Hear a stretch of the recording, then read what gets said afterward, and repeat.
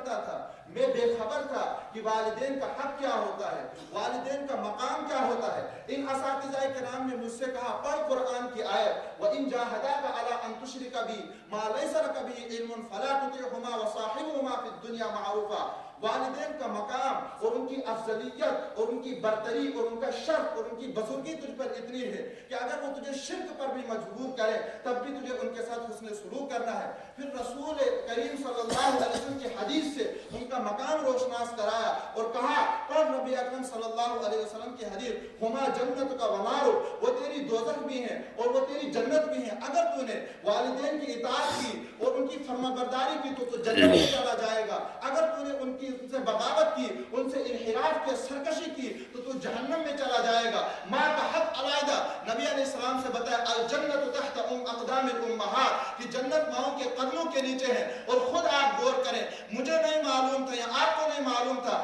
بڑے بھائی کا حق کیا ہوتا ہے۔ وہ اساتذہ کرام نے حدیث رسول سے روشناس کرایا حق کبیر الاخوۃ علی صغیر، حق الوالد علی ولدی۔ ہمیں نہیں پتا تھا قرابت دار کیا ہوتے ہیں، ہمیں نہیں پتا تھا صلہ رحمی کیا ہوتی ہے۔ انہوں نے کہا پڑھو قرآن کی آیت وَاعْبُدُوا اللَّهَ وَلَا تُشْرِكُوا بِهِ شَيْئًا وَبِالْوَالِدَيْنِ إِحْسَانًا۔ وَبِذِي الْقُرْبَىٰ کی جب انہوں نے تفسیر کی، ہمارے سامنے وضاحت کی، ہمارے سامنے صراحت کی، ہمارے سامنے حق اللہ اور حق العباد کے درمیان میں فرق واضح کیا، تب مجھے اور آپ کو پتا چلا کہ صلہ رحمی کیا ہوتی ہے، قرابت دار کیا ہوتے ہیں۔ جب حدیث رسول سے بتایا من وصلنی وصلہ اللہ ومن قطعنی قطعہ اللہ، کہ نبی نے فرمایا صلہ رحمی اللہ سے کہتی ہے، اللہ نے کہا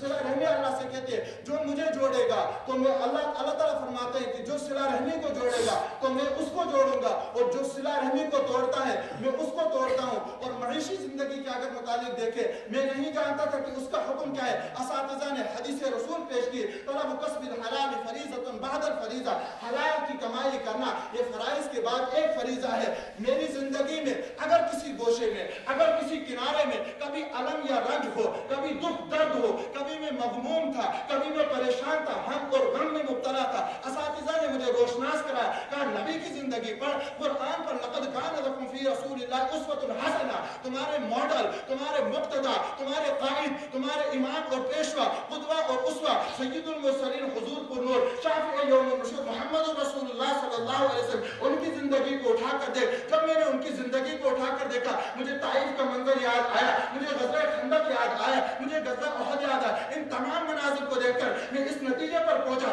انہیں تو بہت ساری تکالیف پہنچی تھی، ہمیں تو کچھ بھی نہیں ہوا۔ پھر پیش کی نبی کی حدیث، پڑھ نبی کی حدیث، جب تجھے پریشانی آئی یہ کرائیٹیریا، یہ معیار اپنے سامنے رکھ، اذا اصابک شیء فلا تقل لو انی فعلت لکان کذا وکذا ولکن قل قدر اللہ وما شاء فعل فإن لو تخطئ عمل الشیطان۔ زندگی کے کسی پہلو میں میرے بچے، میرے بیٹے، میرے طالب علم اگر تجھے پریشانی ہوتی ہے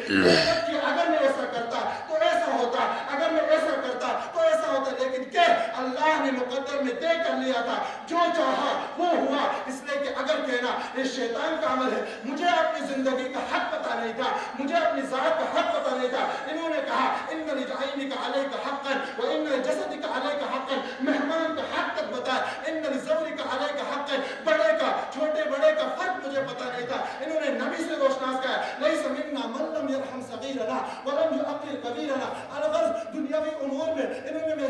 میری رہنمائی احادیث رسول سے، قرآن سے فرمائی، اسی وجہ سے شاعر اس میں تخیل پیش کرتا ہے استاذ کی عظمت کو ترازو میں نہ توڑ، توجہ استاذ کی عظمت کو ترازو میں نہ توڑ، استاذ ہر دور میں انمول